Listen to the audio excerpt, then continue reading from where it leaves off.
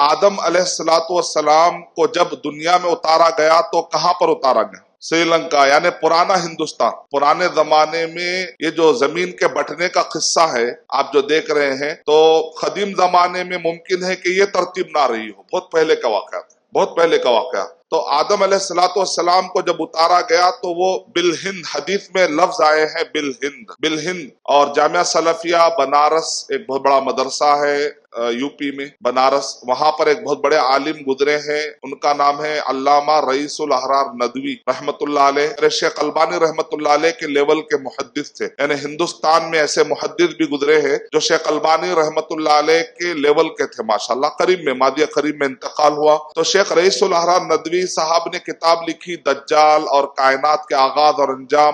اس سے متعلق انہوں نے حدیثیں جمع کی تاریخ طبری سے، البدایہ والنہایہ سے، اور پوری سندوں کو جمع کرنے کے بعد انہوں نے کہا کہ آدم علیہ الصلوۃ والسلام جو ہندوستان میں اترے ہیں یہ آتھینٹک روایتوں سے بات ثابت ہے، اس کی پوری سندیں انہوں نے جمع کی۔ تو اب سراندیپ یا سری لنکا یہ سب ہندوستان ہی کے ایک حصے، پرانے زمانے میں ہندوستان ایک بہت بڑی چیز سمجھی جاتی تھی، اس لحاظ سے کوئی کانٹرڈکشن والی بات نہیں ہے۔ تو آپ ہند کہیے، کیونکہ حدیث میں جو لفظ آیا ہے وہ ہے ہند۔ جب بھی آپ سے پوچھا جائے گا تو ہند کہیں گے تو آپ اختلافات سے باہر نکل جائیں گے، اور اس کے اندر سارے باتیں خود بخود اندازہ آپ کو ہو جائے گا۔